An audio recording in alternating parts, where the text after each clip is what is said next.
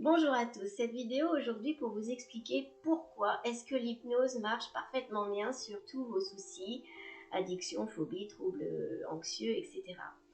Tout simplement, première chose, parce que votre cerveau ne fait pas la différence entre la réalité et ce que vous imaginez, entre une image réelle et une image fictive. Vous pouvez le constater parce que vous pouvez avoir une émotion très forte en vous imaginant dans une scène qui vous fait peur, tout comme si vous étiez vraiment.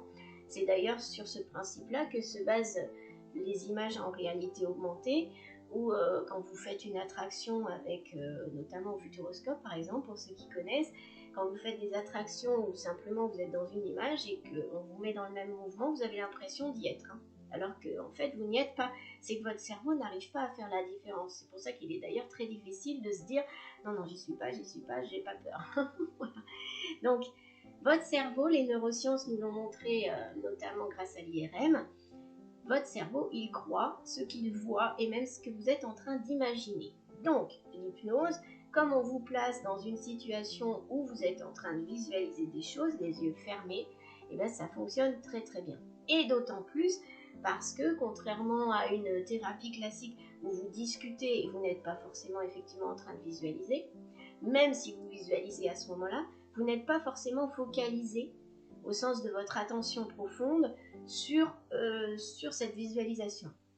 Vous discutez avec la personne, vous faites des films peut-être dans votre tête en même temps que vous discutez, mais ça n'est pas une focalisation extrême. Alors que dans le cas de l'hypnose, votre cerveau, là, il est complètement focalisé sur les images qu'on vous demande de percevoir. Tout simplement parce que vous êtes en état de relaxation profonde et qu'il n'y a rien d'autre qui existe autour à ce moment-là. Donc c'est pour ça que ça fonctionne beaucoup plus rapidement et de manière efficace. Pourquoi? Parce que vous avez été conditionné tout simplement. Vos réponses actuelles, vos soucis actuels répondent à un stimulus, soit un stress, soit un élément déclencheur phobique, soit même une addiction. C'est un stimulus et vous y répondez d'une certaine manière, toujours de la même façon. Donc là, sous hypnose, on va changer cette réponse, tout simplement.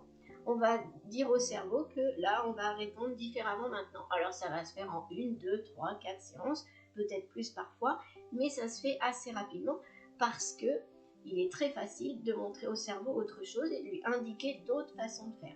Si l'analyse a été bien faite, on va voir tous les points de cognition et de comportement qui sont à modifier pour que votre changement soit profond, et dans ce cas-là, ça va se faire très vite. Voilà pourquoi ça fonctionne.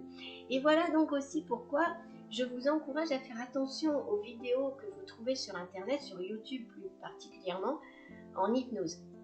Parce que beaucoup de vidéos durent 20 minutes, 15 minutes en hypnose. Ça, c'est le temps qu'on met normalement pour focaliser la personne. On n'est même pas encore dans le travail. Donc, nécessairement, ces vidéos-là vont être moins efficaces. Après, c'est pas ce qu'on leur demande puisqu'elles sont généralistes, mais sachez-le donc. Elles vont fonctionner parfois parce que vous allez les répéter plein de fois.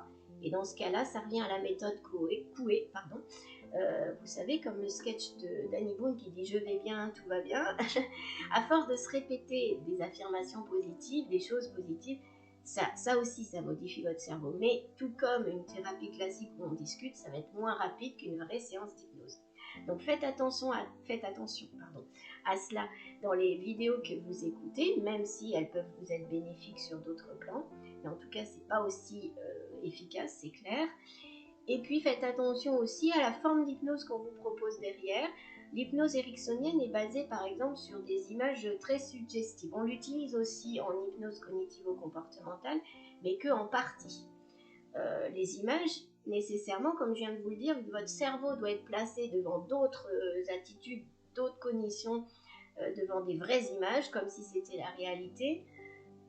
Attention aussi à cette forme d'hypnose-là, car c'est la plus répandue actuellement en France, l'hypnose ericksonienne. L'hypnose TCC, avec les techniques cognitivo-comportementales, est donc très différente et se base sur des techniques classiques de thérapie, mais sous hypnose. Voilà, pour toutes ces explications. Si vous souhaitez promouvoir cette chaîne, vous pouvez, si vous le souhaitez, faire un don sur un lien PayPal qui se trouve juste en dessous de la vidéo. Vous y trouverez aussi toutes mes coordonnées et surtout les pages du site où vous trouverez toutes les informations nécessaires pour les séances d'hypnose, pour le l'EFT et pour le conseil parental. Et je vous dis à très bientôt.